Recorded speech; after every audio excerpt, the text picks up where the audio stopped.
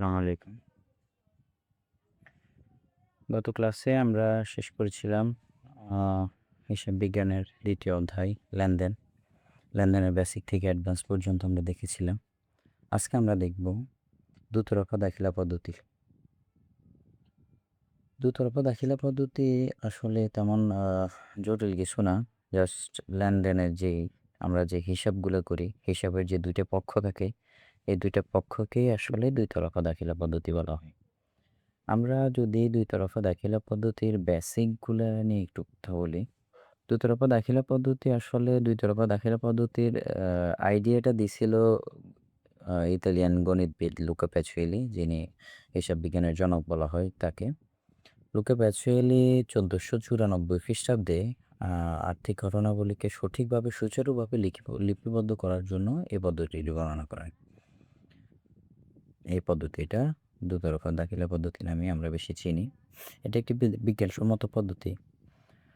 দুতরফা দাখিলা পদ্ধতির মাধ্যমে লেনদেনের যে ২ টি পক্ষ থাকে, এই আ যেমন একটি পক্ষ হচ্ছে ডেবিট, অন্য একটি পক্ষ ক্রেডিট। এটাতে আমরা ডেবিট এবং ক্রেডিটে লিপিবদ্ধ করে থাকি। এই ডেবিট এবং ক্রেডিট প্রতিটা হিসাবের মধ্যেই হয়। যেমন আমরা আ লেনদেন অধ্যায়ের মধ্যে আমরা শিখেছিলাম হিসাব সমীকরণের উপর লেনদেনের প্রভাব যখন আমরা করেছিলাম, তখন আমাদের একটা এন্ট্রি দেওয়া ছিল। যেকোনো একটা এন্ট্রি, যেমন ব্যবসা আরম্ভ করা হলো ৳৫০,০০০ নিয়ে। তখন আমরা কি করেছিলাম? সম্পদ বৃদ্ধি করেছিলাম, সম্পদ হ্রাস করেছিলাম, মালিকানা সত্ত্ব বৃদ্ধি করেছিলাম, মালিকানা সত্ত্ব হ্রাস করেছি, সম্পদ বৃদ্ধি, মালিকানা সত্ত্ব বৃদ্ধি, সম্পদ হ্রাস, মালিকানা সত্ত্ব হ্রাস, সম্পদ বৃদ্ধি, দায় হ্রাস, দায় বৃদ্ধি, সম্পদ হ্রাস, ইত্যাদি বিভিন্ন রকমের আমরা কারিকুলাম আমরা ওইখানে করেছি। সেই কারিকুলামগুলা যেমন সম্পদ বৃদ্ধি হলে ডেবিট হবে, সম্পদ হ্রাস হলে ক্রেডিট হবে, এরকম মালিকানা সত্ত্ব বৃদ্ধি পেলে কী হবে, হ্রাস পেলে কী হবে, এরকম পক্ষগুলাকে আমরা ডেবিট ক্রেডিট নামে অব্যাহত করাই হলো দুতরফা দাখিলা পদ্ধতি। দুতরফা দাখিলা পদ্ধতির আগে আমরা কিছু বৈশিষ্ট্যগুলো দেখি। দুতরফা দাখিলা পদ্ধতির কিছু বৈশিষ্ট্য আছে, তার মধ্যে প্রথম বৈশিষ্ট্য হলো দ্বৈত সত্তা, যে আসলে একটি লেনদেনের ২ টি পক্ষ, একজন ডেবিট আরেকজন ক্রেডিট, একজন দাতা আরেকজন গ্রহীতা। ২ নম্বর বৈশিষ্ট্য হলো দাতা এবং গ্রহীতা, যেটা একজনের সুবিধা গ্রহণ করবে তো আরেকজন সুবিধা প্রদান করবে। দুতরফা দাখিলা পদ্ধতির ৩ নম্বর বৈশিষ্ট্য হলো ডেবিট এবং ক্রেডিট করা। সুবিধা গ্রহণকারী হিসাবকে আমরা ডেবিট করি, সুবিধা প্রদানকারী হিসাবকে আমরা ক্রেডিট করে থাকি। দুতরফা দাখিলা পদ্ধতির আরেকটা বৈশিষ্ট্য হলো সমান অঙ্ক, অর্থাৎ টাকার পরিমাণ দাতা এবং গ্রহীতা উভয় পক্ষেই দাতা এবং গ্রহীতা উভয় পক্ষে টাকা সমান থাকবে। এই হলো মোটামুটি দুই তরফা দাখিলা পদ্ধতির একটা বৈশিষ্ট্য আমরা বুঝে গেলাম। এখন আমরা দেখি দুই তরফা দাখিলা পদ্ধতির আসলে কাজগুলো আমরা একটু দেখি। আমরা প্রধানত ৫ ধরনের হিসাব দেখি। ১. সম্পদ, দায়, মূলধন, আয়, ব্যয়। এই ৫ ধরনের হিসাব নিয়েই আমাদের ব্যবসাটা মূলত আমরা করে থাকি। এই ৫ ধরনের হিসাবের মধ্যে সম্পদ যেটা আছে, প্রথম হিসাবে আমরা ধরি সম্পদ। যে হিসাবগুলা, এগুলো কিন্তু আলাদা আলাদা হিসাব, এমন না যে এগুলো আলাদা আলাদা এন্ট্রি, যে এটা সম্পদ বাড়ছে কমছে। এন্ট্রি হতে পারে যে আসবাবপত্র ক্রয়, এটা মানে সম্পদ ক্রয়, তার মানে এটা সম্পদের অন্তর্ভুক্ত। আমরা হিসাবগুলো নিয়ে কথা বলবো। যেমন এখানের মধ্যে আছে সম্পদ বৃদ্ধি পেলে ডেবিট, সম্পদ হ্রাস পেলে ক্রেডিট। দায় যদি বৃদ্ধি পায় তাহলে আমরা লিখি ক্রেডিট, দায় যদি হ্রাস পায় তাহলে আমরা লিখি ডেবিট। মূলধন যদি বৃদ্ধি পায় তাহলে হবে ক্রেডিট, মূলধন যদি হ্রাস পায় তাহলে হবে ডেবিট। আয় যদি বৃদ্ধি পায় তাহলে হবে এটা ক্রেডিট, আয় যদি হ্রাস পায় তাহলে হবে ডেবিট। তাহলে ব্যয়টা হবে সম্পূর্ণ আয়ের উল্টা। ব্যয় যদি বৃদ্ধি পায় তাহলে হবে ডেবিট, ব্যয় যদি হ্রাস পায় তাহলে হবে ক্রেডিট। এই তো দুতরফা দাখিলা পদ্ধতির হিসাবগুলো সাধারণত এইভাবেই করি আমরা। এবার আমরা এই স্ট্রাকচারটা আমরা যদি মাথায় রাখি, তাহলে আমরা দুতরফা দাখিলা পদ্ধতি মোটামুটি 50% আমরা বুঝে গেছি, বাকিটা আমরা প্র্যাকটিস করতে বুঝে যাব। এবার আমরা যদি ম্যাথ দেখি তাহলে আমাদের পুরো বিষয়টা একদম ক্লিয়ার হয়ে যাব। ওকে, চলুন শুরু করি। এবার আমরা আরেকটা ম্যাথ দেখি। এখানে দেওয়া আছে জনাব হাসান নগদ 50,000 টাকা মূলধন স্বরূপ এনে ব্যবসা শুরু করলে। তার মানে 50,000 টাকা নিয়ে ব্যবসা আরম্ভ করা হলো। তাহলে 50,000 টাকা নিয়ে ব্যবসা আরম্ভ করা হলে আমরা হিসাব সমীকরণের উপর লেনদেনের প্রভাবে কী দেখছিলাম? সম্পদ বৃদ্ধি এবং মালিকানা সত্ত্ব বৃদ্ধি। সম্পদ বৃদ্ধি এবং মালিকানা সত্ত্ব বৃদ্ধি। তাহলে আমরা একটু আগে বলেছিলাম দুই তরফা দাখিলা পদ্ধতিতে সম্পদ যদি বৃদ্ধি পায় তাহলে হয় ডেবিট, সম্পদ যদি মালিকানা সত্ত্ব বা মূলধন যদি বৃদ্ধি পায় তাহলে হয় ক্রেডিট। তাহলে এখানে দুটো হিসাব। তাহলে এখানে সম্পদ যদি বৃদ্ধি পায় তাহলে ডেবিট, মালিকানা সত্ত্ব যদি বৃদ্ধি পায়। এবার আমরা সম্পদ নামে তো কোনো হিসাব হয় না, তাহলে এবার আমরা হিসাবগুলোর নাম দিব। এটা আমাদের মনে হয় একটু বুঝতে একটু ঝামেলা হচ্ছে, একটু দেখে আমরা এবার সামনে আরও ক্লিয়ার হয়ে যাব। 50,000 টাকা নিয়ে ব্যবসা আরম্ভ করা হলো, তাহলে আমরা কি লিখব? নগদান হিসাব। যেহেতু নগদ 50,000 টাকা নিয়ে, নগদটা হচ্ছে সম্পদ, তাহলে সম্পদ জায়গায় আমরা লিখব নগদান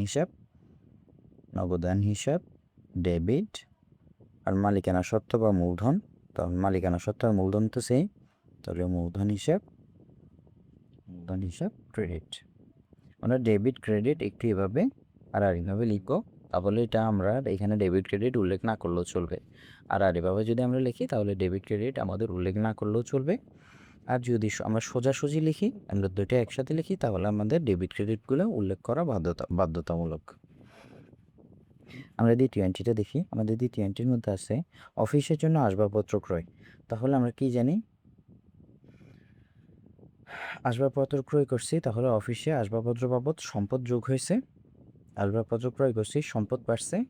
আর ওইদিকে ক্রয় করলে কি হয়? আমরা কি জানি? ক্রয় করলে নগদ অর্থ চলে যায়, সম্পদ বাড়ে, এবং একটি সম্পদ বাড়ে অপর একটি সম্পদ কমে। তাহলে এক সম্পদ বাড়ছে আর এক সম্পদ কমছে। আমরা জানি সম্পদ বাড়লে ডেবিট, সম্পদ হ্রাস পেলে ক্রেডিট। তাহলে সম্পদ বাড়ছে, তাহলে আসবাবপত্র হিসাব বাড়ছে, তাহলে আসবাবপত্র হিসাব ডেবিট এবং নগদান হিসাব ক্রেডিট। ক্লিয়ার? ঠিক আছে। তারপরে আমরা দেখি কর্মচারীর বেতন প্রদান করলে তাহলে কি হয়? নগদ অর্থ চলে যায়। তাহলে যদি নগদ অর্থ হচ্ছে সম্পদ যদি চলে যায় তাহলে কি হয়? সম্পদ ক্রেডিট হয়। তাহলে আমরা প্রথমে লিখে ফেলি নগদান হিসাব ক্রেডিট। আর থাকি কি? যেহেতু আমরা বেতন পরিশোধ করছি তাহলে বেতন হিসাব ডেবিট। নগদান হিসাব ক্রেডিট। পণ্য ক্রয় করলে কি হয়? ক্রয় করলে ব্যয় হয়। তাহলে আমরা প্রথমে লিখি নগদান হিসাব। ক্রয় করলে নগদ অর্থ চলে যায় না, নগদান হিসাব ক্রেডিট আর ক্রয় হিসাব ডেবিট। কয়েকটা হিসাব ফিক্সড, যেমন ক্রয় হিসাব ডেবিট, বিক্রয় হিসাব ক্রেডিট, ক্রয় হিসাব ডেবিট, মূলধন হিসাব ক্রেডিট। এই কয়েকটি হিসাব একদম ফিক্সড। উত্তোলন হিসাব ডেবিট, মূলধন হিসাব ক্রেডিট।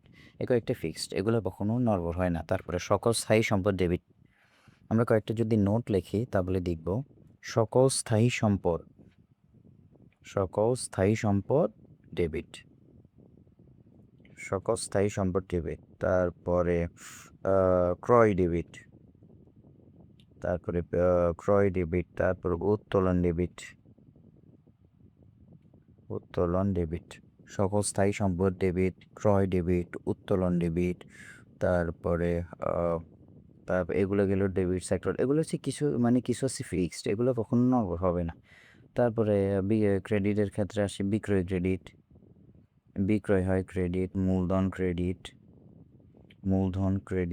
ঋণ ক্রেডিট বা দায় ক্রেডিট, সকল দায় ক্রেডিট, আয় ক্রেডিট, মূলধন, দায়, আয়, এগুলো ক্রেডিট। তারপরে ব্যয়, সকল ধরনের ব্যয় ডেবিট পাশে, এগুলো হচ্ছে নোট, মানে এগুলো ফিক্সড। যেমন সকল ব্যয়, যেমন এখানে বেতনটা ব্যয় না, এই যে বেতন হিসাব ডেবিট হয়েছে। তারপরে ক্রয় করছি, ব্যয় হয়েছে না, ক্রয় হিসাব ডেবিট হয়েছে। এরকম মূলধন, আয়, ব্যয় ক্রেডিট, বাকি সব কিছু ডেবিট। যেমন বিজ্ঞাপন খরচ, তাও সেম। এই যে এখানে দেওয়া আছে পণ্য বিক্রয় হলে আয় হয়, তাহলে কি হয়? পণ্য বিক্রয় করলে আয় হয়। তো যেহেতু আয় হয় তাহলে নগদান হিসাব ডেবিট, বিক্রয় হিসাব ক্রেডিট। সেম। তারপরে দেওয়া আছে বিজ্ঞাপন বাবদ চেক প্রদান।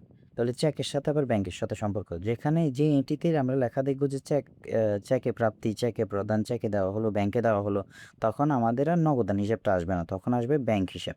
চেক কখনো চেক হিসাব হয় না। কারণ কি? চেক আমরা পকেটে নিয়ে ঘুরলে তো লাভ নাই। যতক্ষণ পর্যন্ত না আমরা ব্যাংকের কাছে গিয়ে চেকটাকে ক্যাশ করছি, ততক্ষণ পর্যন্ত আমরা এটা পকেটে নিয়ে ঘুরলে তো লাভ হবে না। তাই চেক মানেই ব্যাংক, ব্যাংক মানেই ব্যাংক।